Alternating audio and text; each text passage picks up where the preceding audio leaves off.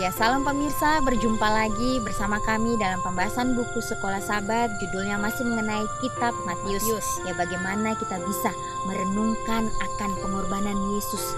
Ya, bagaimana kita bisa mencontohi setiap perbuatan yang Yesus sudah lakukan ya di dalam kehidupannya setiap hari, sehingga itu kita boleh ambil contoh dalam kehidupan kita, sehingga dapat menguatkan iman kepercayaan kita kepada Tuhan. Oleh sebab itu, baiklah kita berkumpul bersama-sama, kita akan mempelajari akan nasihat firman Tuhan pada saat ini, dan kita boleh mengambil Alkitab kita atau buku sekolah sahabat kita kalau ada, sehingga kita dapat mempelajarinya bersama-sama, dan biarlah itu dapat menjadi berkat bagi masing-masing kita.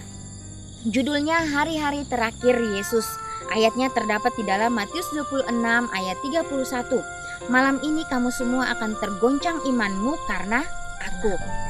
Dalam pelajaran ini, Yesus sekarang memasuki saat-saat terakhir sebelum penyaliban. Dunia ini bahkan alam semesta mulai menghadapi saat yang terpenting dalam sejarah penciptaan. Begitu banyak pelajaran yang dapat diturunkan dari peristiwa-peristiwa berfokus pada satu hal, yakni kebebasan dan kuasa memilih. Lihatlah bagaimana tabiat yang berbeda menggunakan pemberian kebebasan yang besar dan mahal ini. Lihatlah kuasa dan bahkan pada konsekuensi abadi muncul yang dari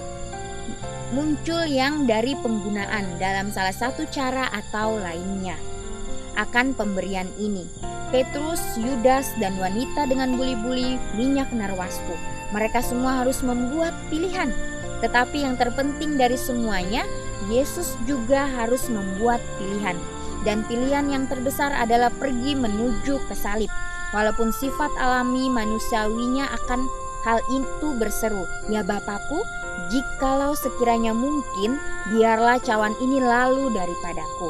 Tetapi janganlah seperti yang kukendaki, melainkan seperti yang engkau kehendaki." Matius 26 ayat 39. Luar biasa ironisnya, pemberian kuasa memilih yang kita telah salah gunakan yang telah membawa Yesus ke saat-saat ini, di mana Yesus menggunakan kuasa memilihnya, harus memilih apakah menyelamatkan kita atau menyelamatkan kita dari kehancuran karena menyalahgunakan kuasa memilih kita yang telah membawa kita ke arah sebaliknya.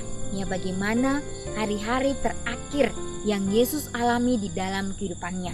Dia mempunyai beban yang luar biasa, ya. Bagaimana dia berbeban berat, ya.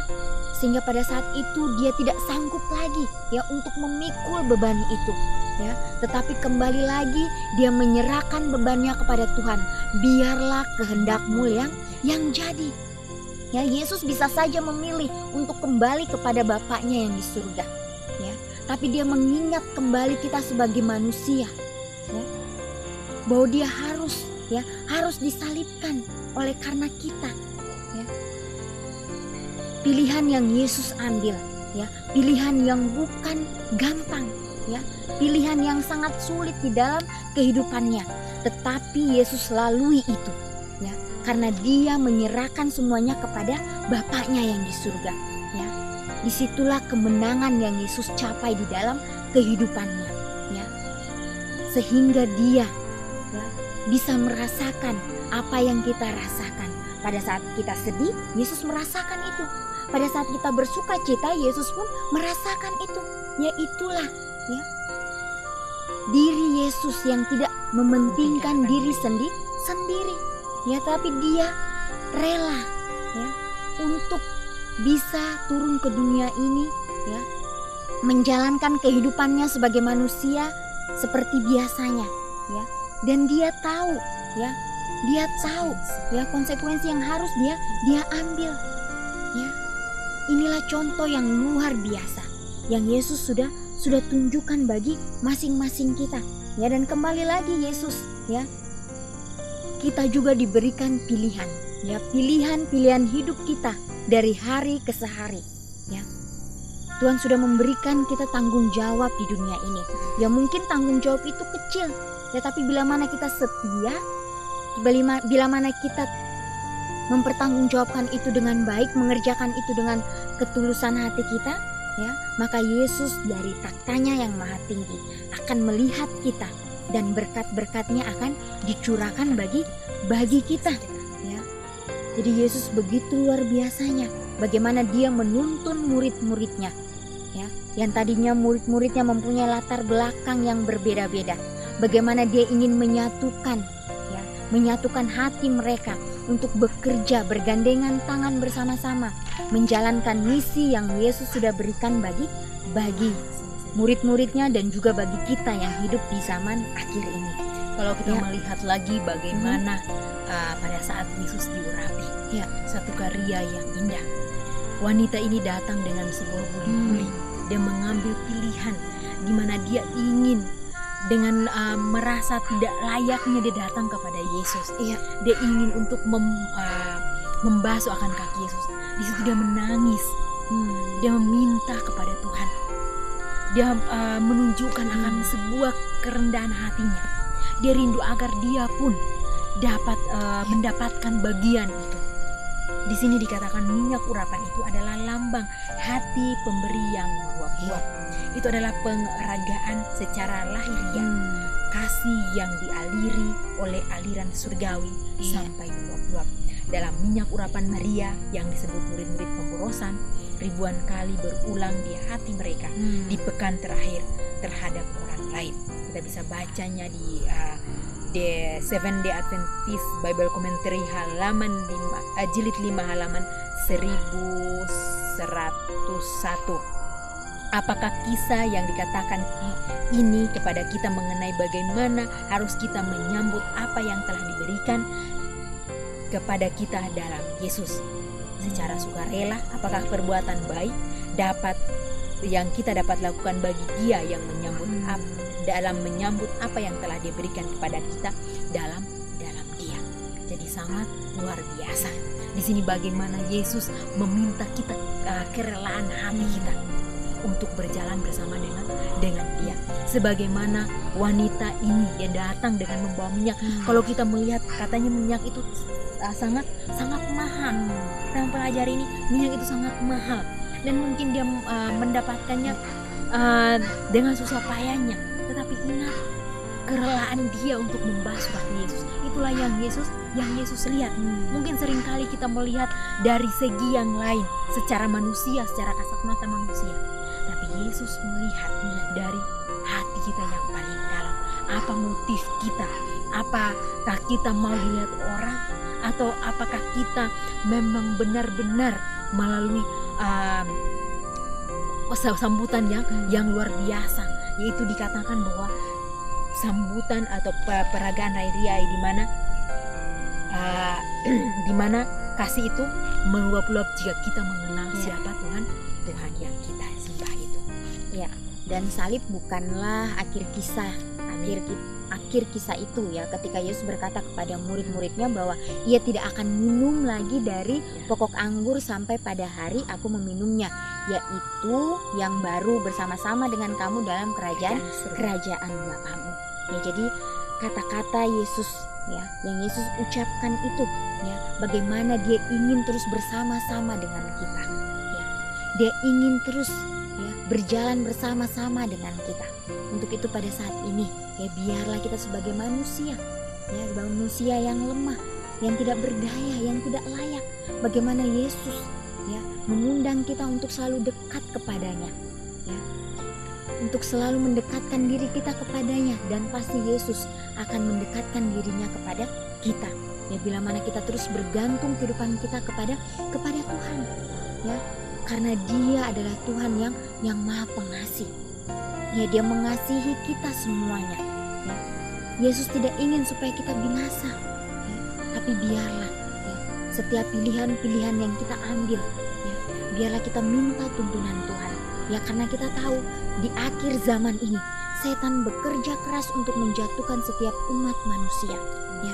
Oleh sebab itu biarlah ya, kita terus ya mempelajari akan firman Tuhan ya, sehingga kita boleh mendapatkan kemenangan sebagaimana Yesus. Dan di mana contoh Yesus bagi kita ya, bagaimana kita mau mendekatkan diri kepada Tuhan. Contoh Yesus pada saat dia berada di Getsemani, dia tidak dikatakan bukan kematian fisik yang Yesus takutkan ketika dia berdoa kepada Tuhan, tapi dia sangat takut kalau dia berpisah dengan bapaknya. Itulah yang dia gumuli pada saat dia berada di Taman Getsemani. Apakah kita juga sudah pernah menangisi akan dosa-dosa kita? Datang kepada Tuhan dengan pergumulan yang sangat luar biasa. Sebagaimana Yesus bergumul, dia tidak mau berpisah dengan bapaknya. Dia rindu agar bapaknya selalu memberikan dia kekuatan. Apakah kita juga meminta kepada Yesus untuk terus mendekatkan diri kepada Tuhan? Biarlah kita merenungkan hal ini. Perpisahan secara fisik Yesus tidak takuti, karena dia akan mendapatkan kebangkitan itu bila mana bapaknya berkehendak. Tapi berpisah dengan bapaknya akan membuat suatu perpisahan kekal. Itulah yang Yesus pergumulkan. Apakah kita pun sama sebagaimana Yesus gumul? Mungkin secara fisik kita akan dianiaya dan lain sebagainya, kita akan mendapatkan kekecewaan.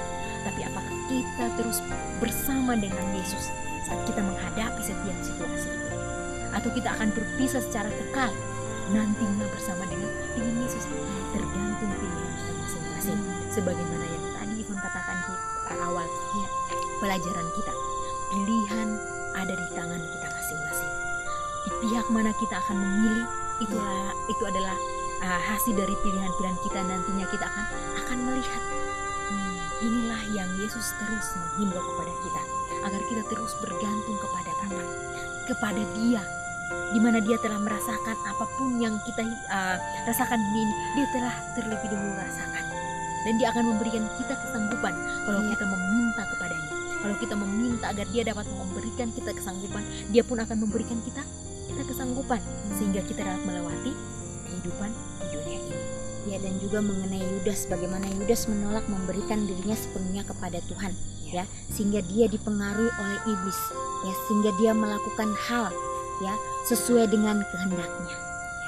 Dia tidak mau menyerahkan hati.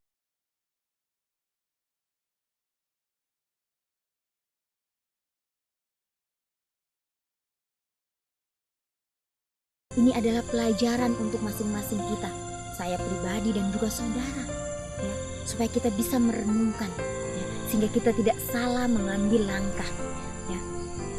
Dan Yudas, dia tidak mendapatkan apa-apa, apa yang dia dapat, akhirnya dia malu, akhirnya dia terbebani, akhirnya dia menyesal, dan dia pun mengakhiri hidupnya dengan jalan yang tidak sesuai dengan kehendak Tuhan.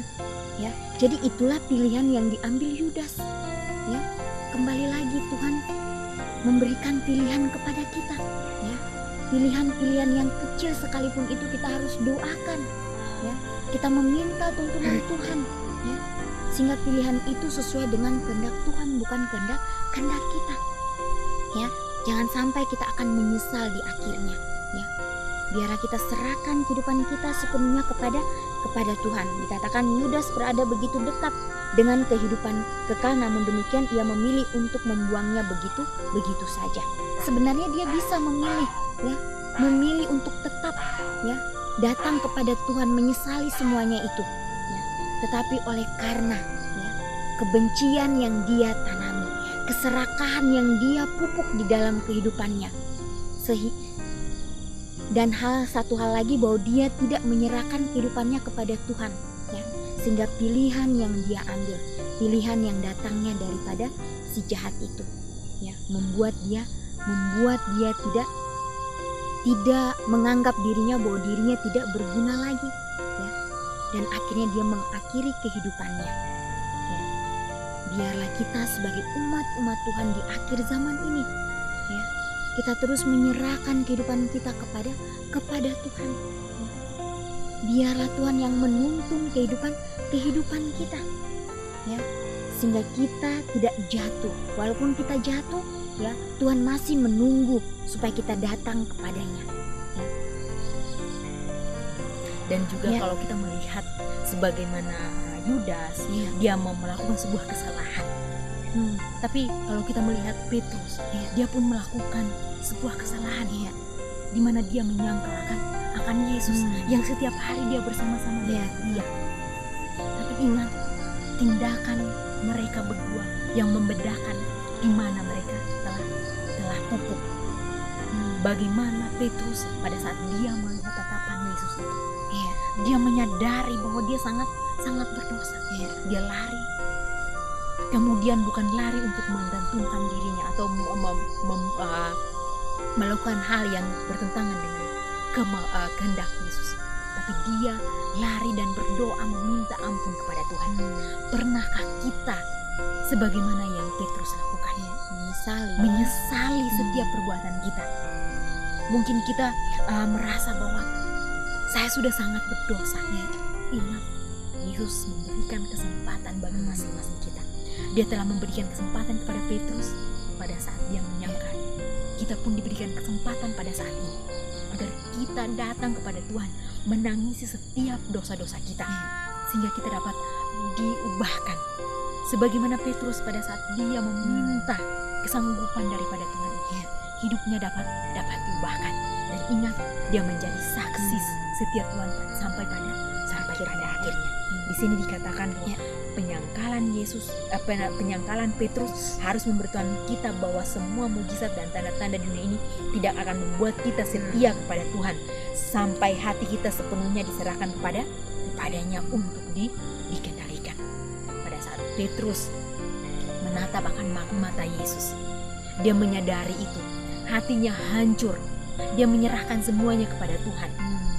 Saat dia menyadari, dia tidak melakukan tindakan karena kemanusiaan, tetapi dia sudah menyerahkannya kepada Tuhan, hatinya sepenuhnya kepadanya, sehingga dia dapat dituntun kepada pertobatan yang sejati, di mana pertobatan yang sejati adalah diikuti dengan perubahan. Pada saat itu Petrus menjadi saksi yang setia bagi Yesus pada akhirnya.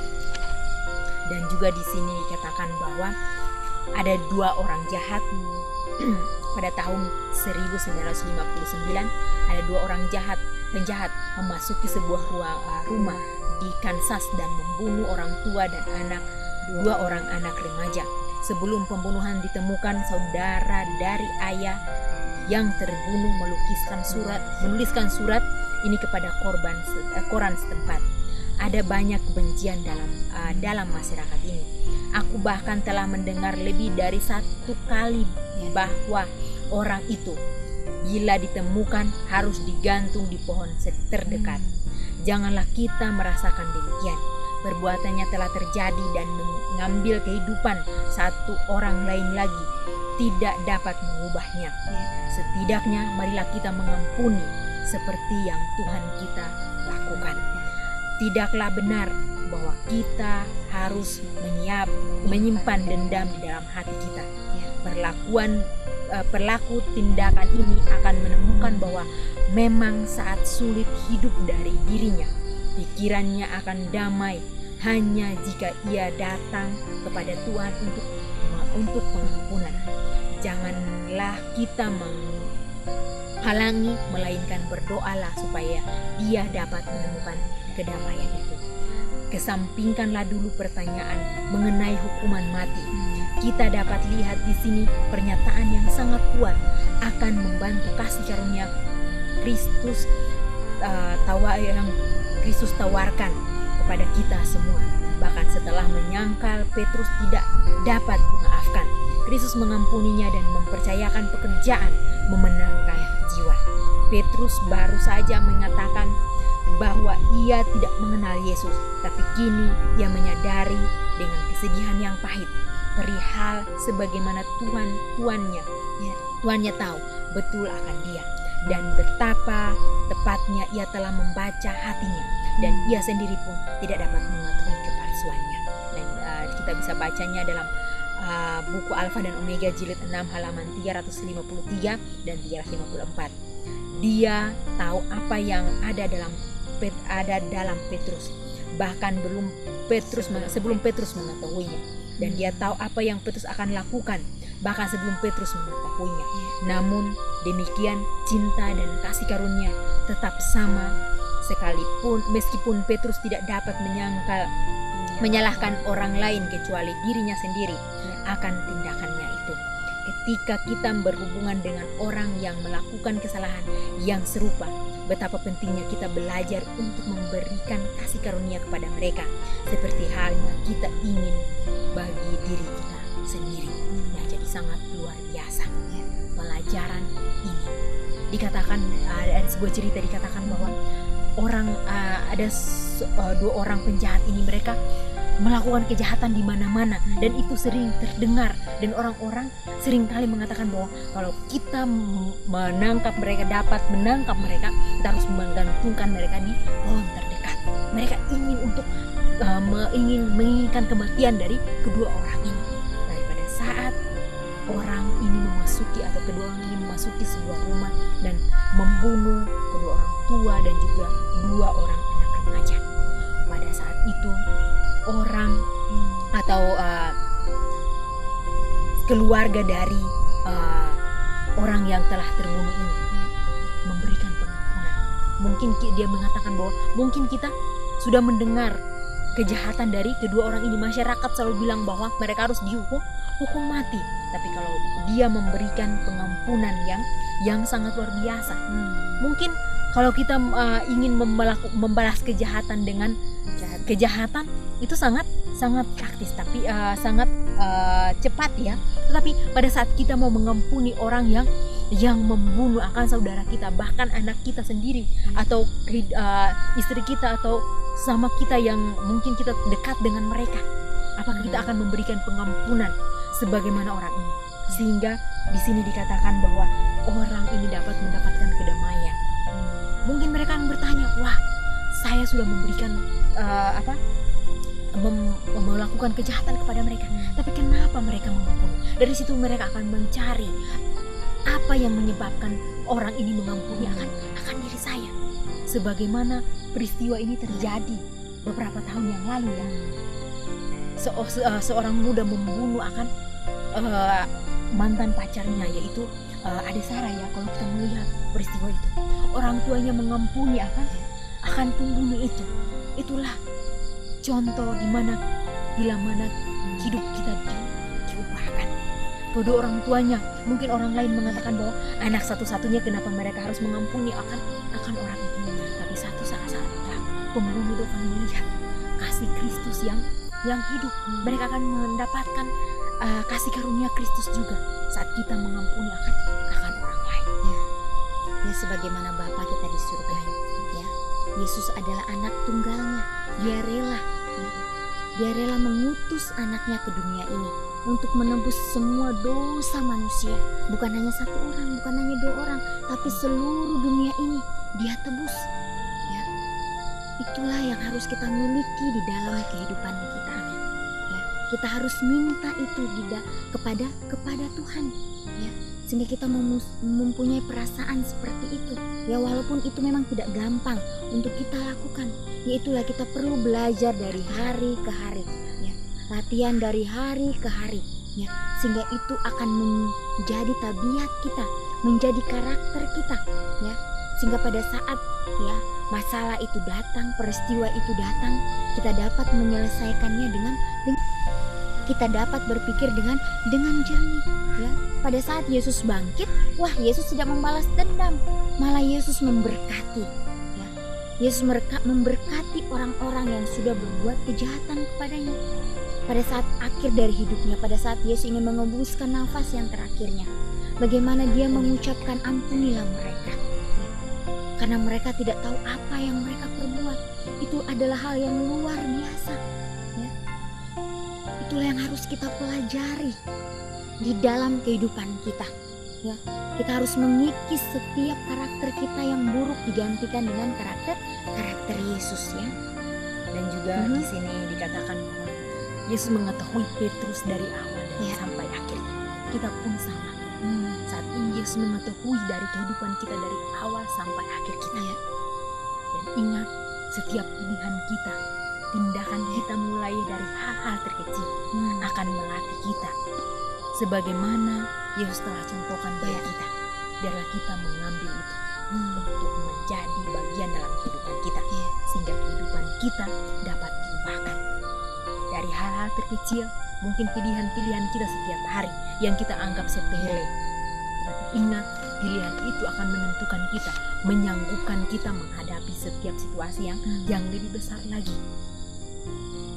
Ya, demikianlah ya pelajaran sekolah sahabat kita pada saat ini. Biarlah kita boleh mengambil komitmen kita masing-masing untuk terus memandang kepada Tuhan. Ya, dan biarlah kita boleh mempunyai iman seperti Yesus. Ya, kita akan berjumpa lagi di kesempatan yang berikutnya dan Tuhan memberkati.